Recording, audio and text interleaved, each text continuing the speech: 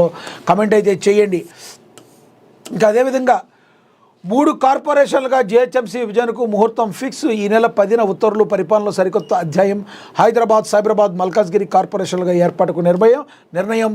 వేగవంతంగా విస్తరించిన హైదరాబాద్ మహానగరాన్ని మరింత అభివృద్ధి చేసేందుకు రాష్ట్ర ప్రభుత్వం అనేక చర్యలు చేపట్టింది. అందులో భాగంగానే ఔటర్ రింగ్ రోడ్డు పరిధిలో ఉన్న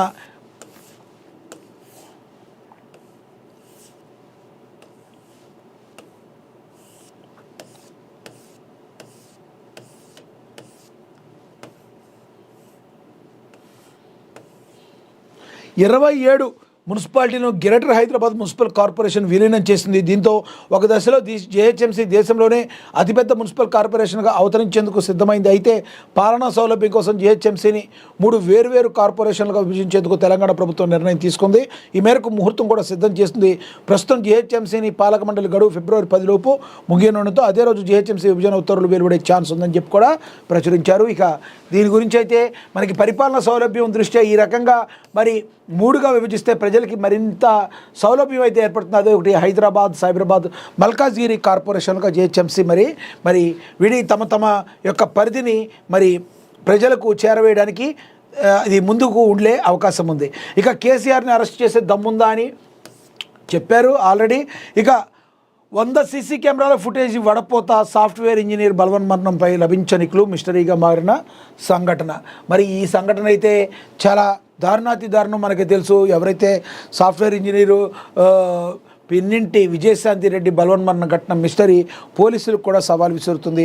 ఆమె పిల్లల హాస్టల్ దగ్గరికి వెళ్ళి కారులో ఎక్కించుకున్న దగ్గర నుంచి కూడా ఎక్కడా కూడా ఏ క్లూ ఎవరితోన్నా మాట్లాడిందా, పోనీ ఆ ఫోన్ డేటా, కాల్ డేటా అన్నీ చూసినా కూడా ఎక్కడా కూడా ఏమీ లేదు. కేవలం ఒంటరితనంతో ఆమె ఇలా చేసిందనే ఒక కంక్లూజన్కి అయితే పోలీసులు వస్తడం జరుగుతుంది. కానీ ఇప్పటికీ కూడా ఎక్కడా ఏ క్లూ దొరకట్లేదు. సాఫ్ట్వేర్ ఇంజనీర్ పిన్నింటి విజయశాంతి రెడ్డి బలవన్ మరణం ఘటన మిస్టరీ పోలీసులకు సవాల్గా మారింది. 4 రోజులుగా రైల్వే పోలీసులు ఉరుకులు పరుగులతో విచారిస్తున్నప్పటికీ రాష్ట్రంలో సంచలనం సృష్టించిన సాఫ్ట్వేర్ ఇంజనీర్ విజయశాంతి రెడ్డి ఆత్మహత్య సంఘటనపై ఎలాంటి క్లూ దొరకడం లేదు. ఆమె 8 ఏళ్లుగా నివసిస్తున్న కాలనీ మరి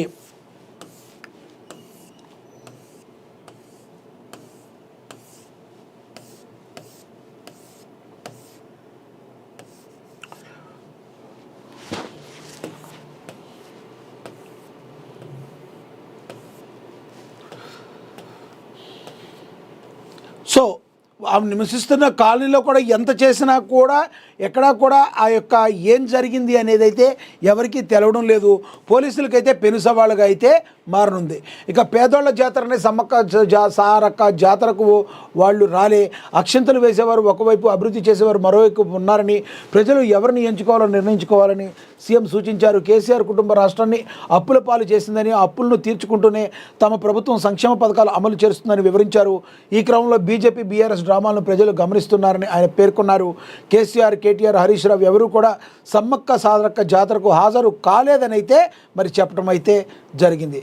ఇక అదేవిధంగా ప్రధాని మోడీపై దాడికి విపక్ష ఎంపీల కుట్రని, అందుకే సభకు రావద్దన్నాను స్పీకర్ ఓం బిర్లా సంచలన ప్రకటన చేశారు. రాష్ట్రపతి ప్రసంగానికి ధన్యవాదాలు తెలిపే తీర్మానంపై ప్రధాని నరేంద్ర మోడీ సమాధానం ఇవ్వాల్సి ఉండగా లోక్సభలో విపక్షాల ఆందోళన దృష్ట్యా స్పీకర్ ఓం బిర్లా ఓ కీలక నిర్ణయం తీసుకున్నారు. ప్రతిపక్ష సభ్యులు ముందస్తు ప్రణాళికతో దాడి చేసే తరహాలో నిరసనలు తెలపడానికి సిద్ధమయ్యారని, తనకు ఖచ్చితమైన సమాచారం ఉందని, అందుకే ప్రధానిని సభకు రావద్దన్నానని తానే స్వయంగా సూచించారు స్పీకర్ వెల్లడించారు.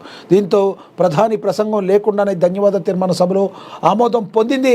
సభలో విపక్షాల తీరును స్పీకర్ తీవ్రంగా తప్పుపట్టారు. ముఖ్యంగా బీజేపీ ఎంపీ నిషాకాంత్ దుబే ప్రసంగం సమయంలో కాంగ్రెస్ సభ్యులు అభ్యంతరం వ్యక్తం చేస్తూ తన ఛాంబర్కు వచ్చి ప్రవర్తించిన తీరుపై ఆయన తీవ్ర అసహనం అయితే వ్యక్తం చేయడం అయితే జరిగిందని కూడా ఓం బిర్లా చెప్పారు.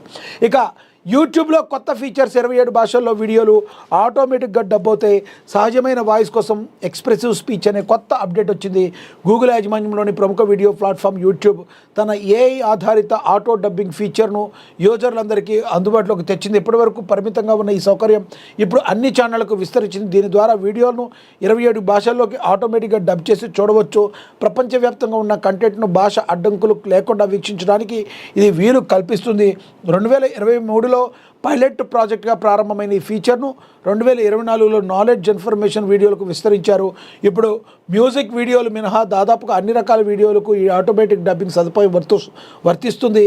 ఈ ఫీచర్ నుంచి మంచి ఆదరణ లభిస్తుంది. డిసెంబర్ 2025 రోజుకు సగటు 60 లక్షల మందికి పైగా వీక్షకులు కనీసం 10 నిమిషాల పాటు ఆటో డబ్ కంటెంట్ను చూశారని యూట్యూబ్ వెల్లడించింది. ఈ అప్డేట్లో భాగంగా ఎక్స్ప్రెసివ్ స్పీచ్ అనే కీలక ఫీచర్ను ప్రవేశపెట్టారు.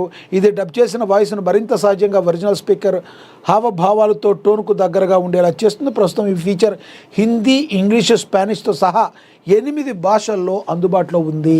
ఇక అదేవిధంగా మనం చూడవచ్చు, చెన్నైలో 1500 కాకులు మృతి చెందినాయి. ఇది చాలా బర్డ్ ఫ్లూగా దీన్ని అభివర్ణిస్తున్నారు. దీన్ని మనం చాలా జాగ్రత్తగా ఉండాలి.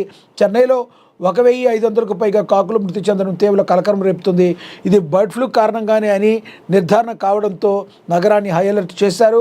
కేంద్ర ప్రభుత్వం కూడా రంగంలోకి దిగి వ్యాధి నివారణ చర్యలు ముమ్మరం చేయాలని తమిళనాడు ప్రభుత్వాన్ని ఆదేశించింది. ఇటీవల రోజుల్లో నగరంలోని Adyar, Gandhinagar, Pallikaranai, Velachery, east coast road, old Mahabalipuram రోడ్లు వంటి పలు ప్రాంతాల్లో కాకులు పెద్ద సంఖ్యలో చనిపోయి కనిపించాయి.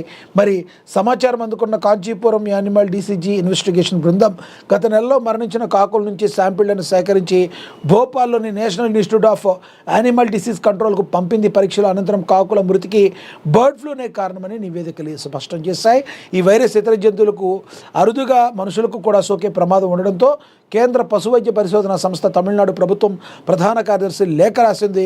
నిఘాను పెంచాలని, ప్రభావిత ప్రాంతాల్లో పక్షుల కదలికపై ఆంక్షలు విధించాలని కూడా సూచించింది. బర్డ్ ఫ్లూ ఎంతటి ప్రమాదకరమైందో మనందరికీ కూడా తెలుసు. ఇక పాత బస్తీలో మెట్రో విస్తరణ, హైదరాబాద్ మెట్రోకు హైకోర్టు ఆదేశాలు ఇచ్చింది. ఇక రెండో ఫేజ్లో మెట్రో రైలు